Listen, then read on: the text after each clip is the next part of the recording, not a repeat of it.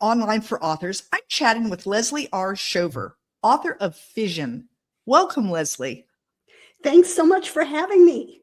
I am super excited. Great book, guys. I loved this book. But before we dive in, can you give us like a really quick elevator pitch as to what a reader is going to find when they open up the cover of Fission? Absolutely. Fission is the story of a young couple, Doris and Rob, and they get married just before Pearl Harbor, and Doris immediately gets pregnant and has to drop out of school. And then when their baby is a toddler, Rob is recruited for the Manhattan Project, and she follows him to the secret city of Oak Ridge, Tennessee. And there she has to give up her dreams of being a concert pianist or a lawyer and settle for being a 1940s housewife. And she's giving piano lessons and gets a crush on an Army engineer, only to realize that he may be a Soviet spy, which gives her a dilemma. Is she going to turn him in and risk revealing that they had some kind of interaction, or is she going to do the safe thing and make sure her marriage is okay? Right. Well, I loved the story from the beginning to end. I want to know what made you decide historical fiction, and then why the Manhattan Project story? Well, actually, this book is rooted in my family history. It actually goes fairly closely to the life story of my parents, who married at 19 and 22. And my dad was an electronics whiz who only had a year of formal education, and he was recruited by a chemistry group to go to Oak Ridge.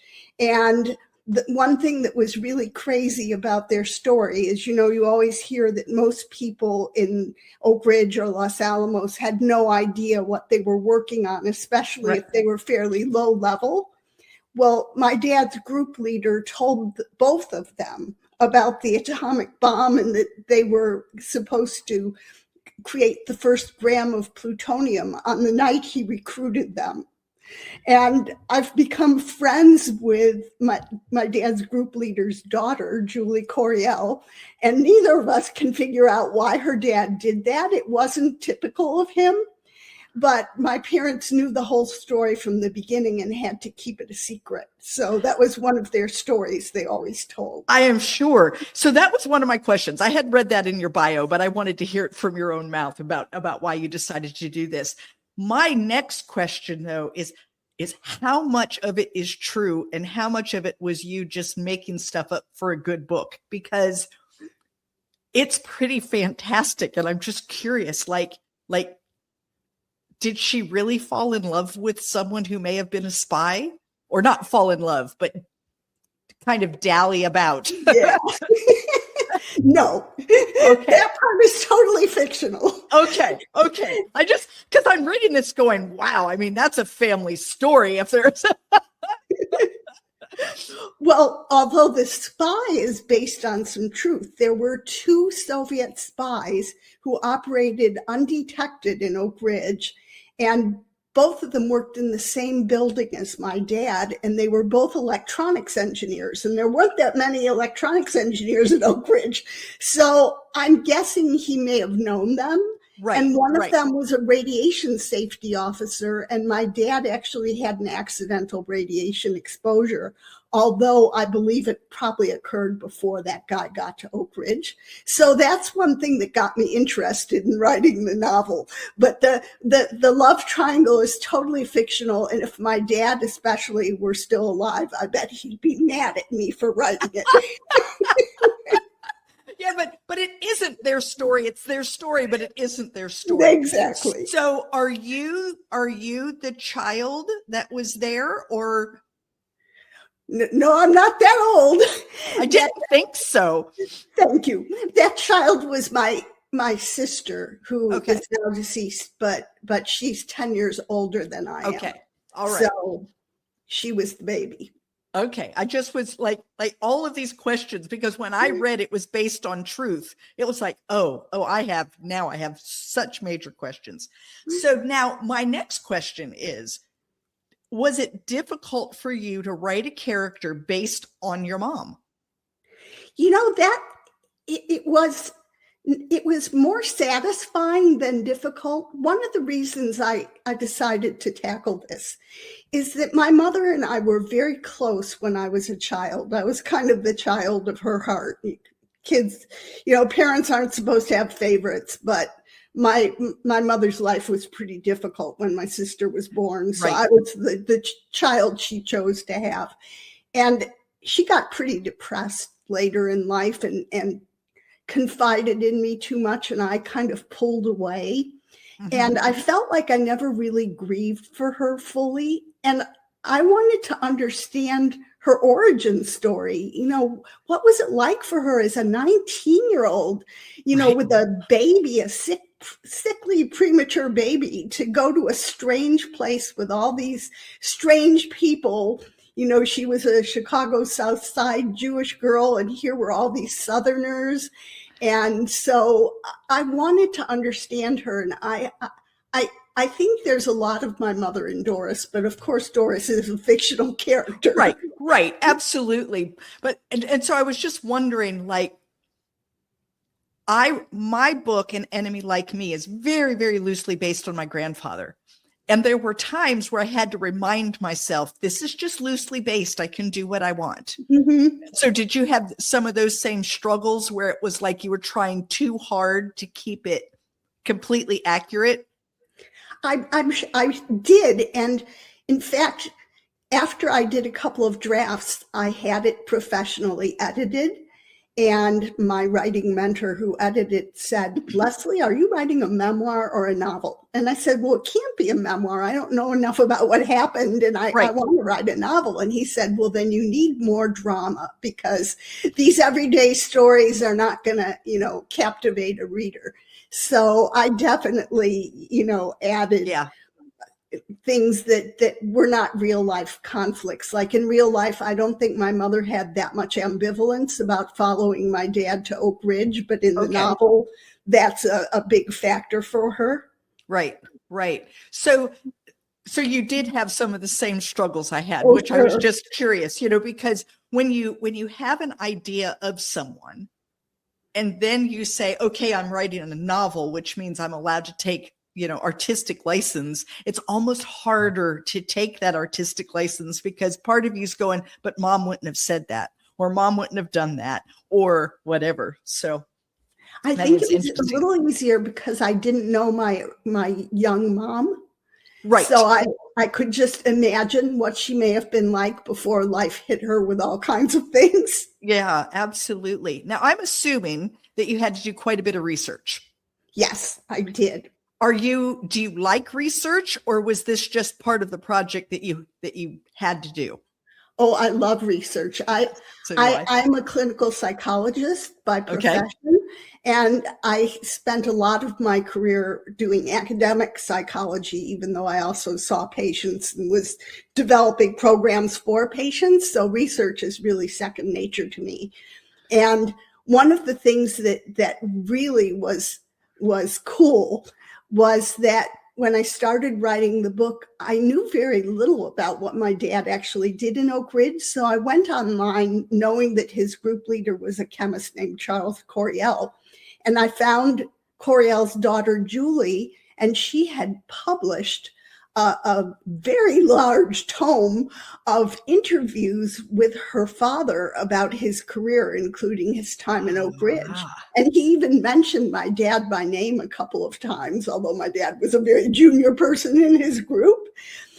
And I found out things like, for example, there was one story my parents never told, which was on the day that they bombed Hiroshima, and they then announced it on the radio.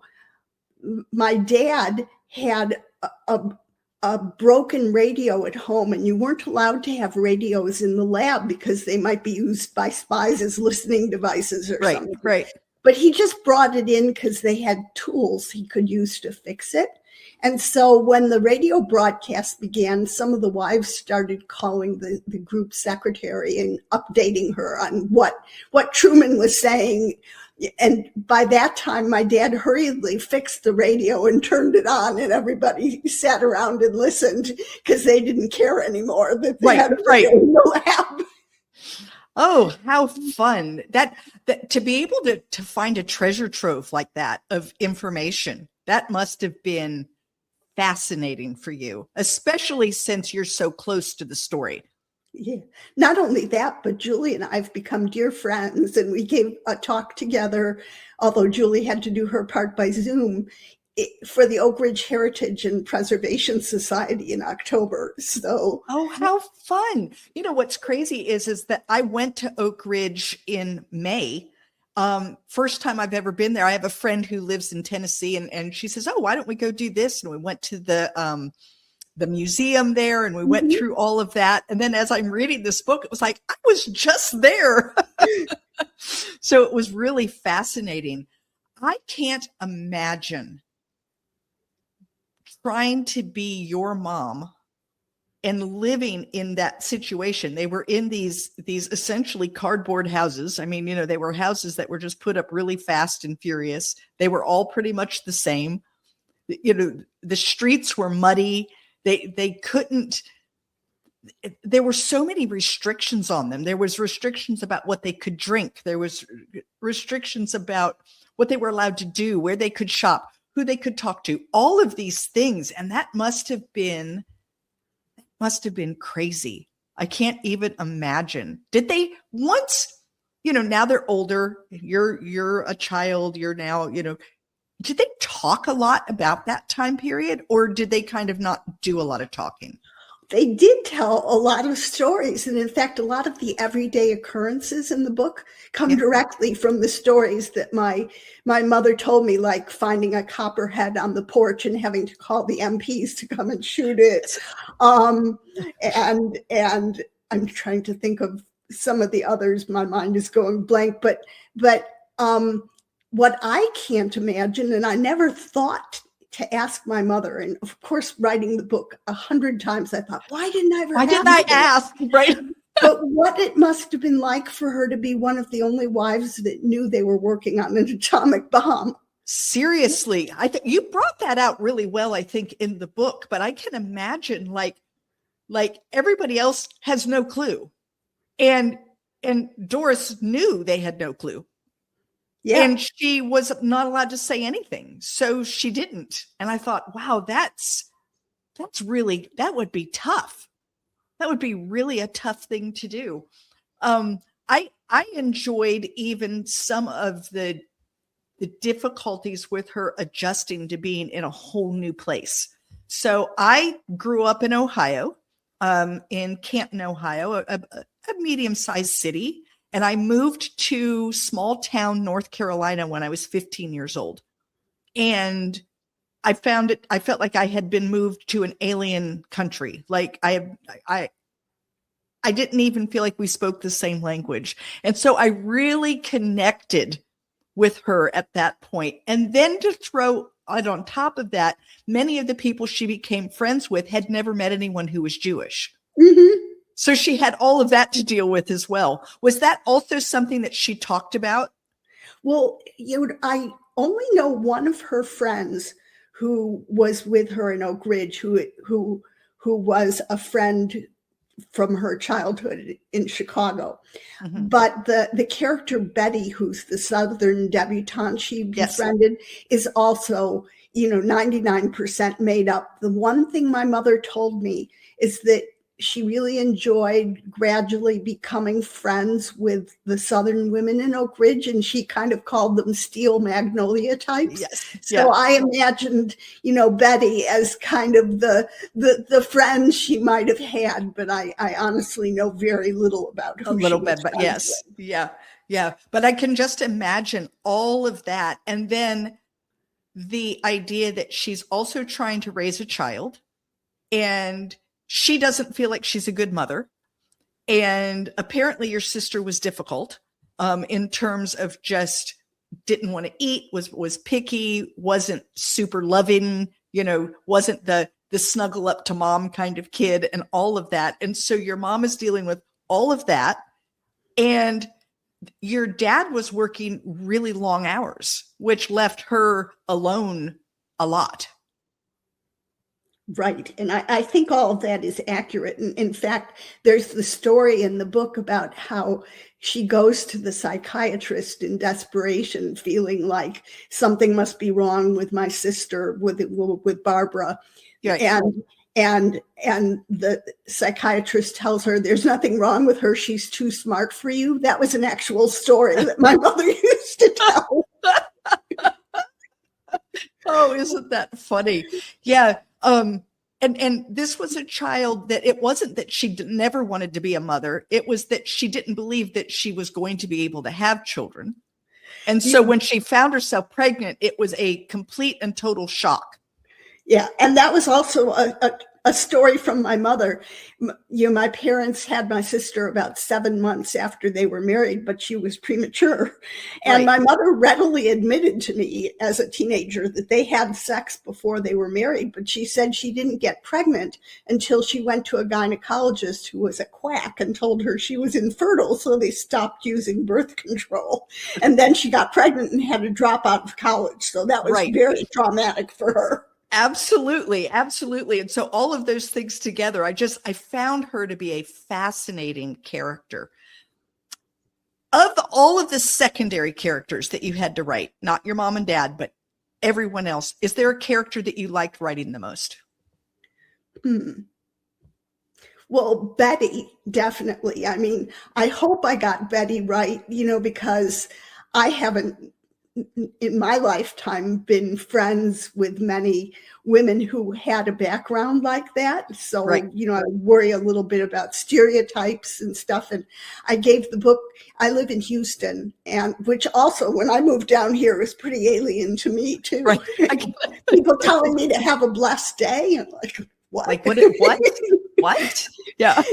But I have a pretty traditional neighbor who's a really lovely lady, and I gave it to her to read. And I said, "Were you offended by the character of Betty, like the way I portrayed her, or anything?" And she said, "No, she thought it was fine." So that was reassuring. Yeah. No, I felt like it might be a little stereotypical, but not in a negative way, just in we can't meet every Southern character. And so this kind of like summed up that idea. But the whole debutante ball and the knows how to make everything by scratch and the plays bridge and all of those things, it definitely fits.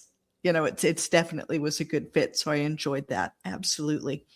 The other part of that was true from a true story is my mother did tell me that she played bridge with these Southern ladies and that one of them said to her, "Where are your horns?" And she was totally serious. She thought all Jews had horns. So that was such a good story. I had to put that in. Absolutely. And I think that's the thing that's really interesting is there are a lot of times where people who don't know about another group, except like stories that they've heard, really believe those stories. And then look at you like, well, where are your horns, or where are, whatever. I was on a cruise ship with my mother, and I met someone from Australia, and she had never been to the United States. And so all she knew were things that she had heard. And she said to me, "I have a question for you." And she said, "It's a little bit personal." And I said, "That's all right. Go ahead. If I don't want to answer it, I won't." And she said, "How many people have you shot?" And I said, "What?" Because in her mind, everyone walks around like toting guns, shooting people. Well, and I'm not saying that we don't have a problem. I'm just saying but it isn't such that every person in the United States has shot people. And so I think it's that kind of thing that when Betty met your mother, or whoever it was that met your mother then, really did. I mean, it was an honest question. I don't think that they were trying to be mean or rude or, anti-Semitic. I think they just assumed that what they had heard was true and couldn't believe that your mother didn't have them. Right? Sure. And also, that was a long time ago now. And there wasn't as much information as we're all bombarded with. Right. Either. Right. Exactly. I'm curious about your writing life. Are you a plotter? Are you a pantser? Do you write every day? Do you have a favorite place? I'm somewhere in between. I like to have, some outline, an idea of where a book is going, but I don't plot out every scene. And I berate myself for that sometimes. And I keep reading, like I just read The Story Genius, which is a craft book about finding your character's misbelief and attaching everything. Every scene has to go back to that. And I think, oh God, I don't know that I did that. And, are my scenes really connected? So, I think, and because I wrote a lot of nonfiction in my career, but this is my debut novel at age 73, I have more of an imposter syndrome than I've had in a long, long time. Well, I think imposter syndrome is the norm when it comes to creatives of any kind, especially the first few times that you do things. My first novel came out, and after that, and now it's time to write novel number 2. And I went through a whole horrible period of time where I thought, I'll never write again. I only had one novel in me. I'm not really an author. All those things. And so it does not surprise me that you read craft books and you think, I didn't do it right. Yeah. But let's go ahead and put it out there. You are doing things right because Fission is winning awards. Yeah, that's been a lovely surprise. Yeah. So, that should help you understand that, yes, can you learn? Can you grow? Can you become? Can your next novel maybe look into things you didn't look at? Well, yes, let's hope so. But, your debut novel is winning awards. That should give you a lot of hope in terms of, who you are and that you're not an imposter by any stretch. Also, I am a complete pantser. I have a small idea. Usually it's a character with maybe one scene. And I just start writing. And I have no idea where it's going. And if you read the craft books, I'm doing it all wrong. All wrong. Your books have won awards too, so. And so I think what it has shown me is there's more than one way to write a book. Definitely. Just like there's more than one kind of book. There are people who don't enjoy my books. And that's because I don't write the kind of book they enjoy reading. And I think that there's more than one way to write a book. There's more than one way to read a book. There's more than one way to choose a book. I think there's just so many variations. So absolutely. Do you like to write every day? I'm retired now, and I had such a busy career for so long. I like to be a little kinder to myself. So I write most days, but I don't give myself a rigid requirement, like how many words a day, or I have to write every day. And I try to, take breaks as I need to keep my joy of writing alive. Exactly. Well, talking about joy of writing, I hope that you have something else that you're planning to write and that this wasn't the only book. Do you have something else you're working on? I have 2 more novels that one had multiple drafts, and one I just finished the second draft. And neither of them are historical novels, actually. Isn't that wonderful? That's something that I love about today that wasn't true even 10 years ago, 15 years ago, which is just because you wrote one historical fiction novel doesn't mean you have to be a historical fiction author. You can actually write across genres. So tell us a little bit, if you want to, little bit about what you're working on. Well, the second novel that I wrote is called Boundaries, and it's about a psychologist who has a difficult female patient, and she can't figure out why the patient is so hostile. And it develops that the psychologist had a long-distance relationship with the psychiatrist who was really kind of a player. And this particular patient had gone to see him for a sexual problem, and he seduced her, which is totally unethical. And then he told her about his other relationships, which therapists who have sex with patients often cross a lot of boundaries. That's why it's called boundaries. Right. So she comes to the psychologist because she wants to see if she thinks she can trust her, and then enlists her to get this guy for malpractice. So it's kind of a psychological thriller.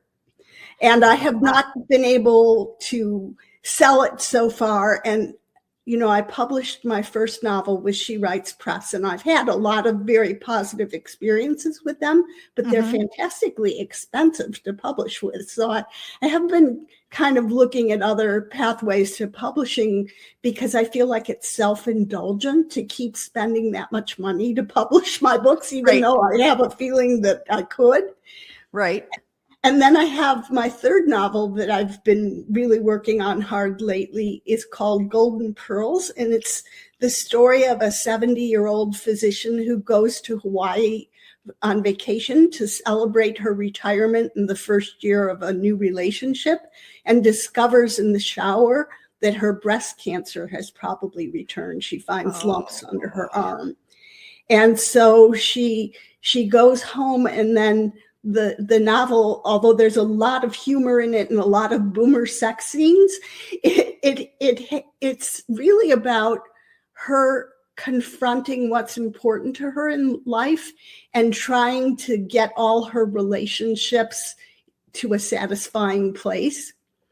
So she's helping her son and daughter-in-law who are going through IVF, and she wants to have a grandchild and get close to her daughter-in-law. Right. And she has friends that are going through all kinds of things. And her misbelief, now I have the misbelief thing, is that she has to take care of everybody, and she can't trust anyone to take care of her. So that's what she has to deal with. Oh, those both sound wonderful. I hope they come out soon, because they'll definitely be on my reading list, Leslie. Oh, thank you.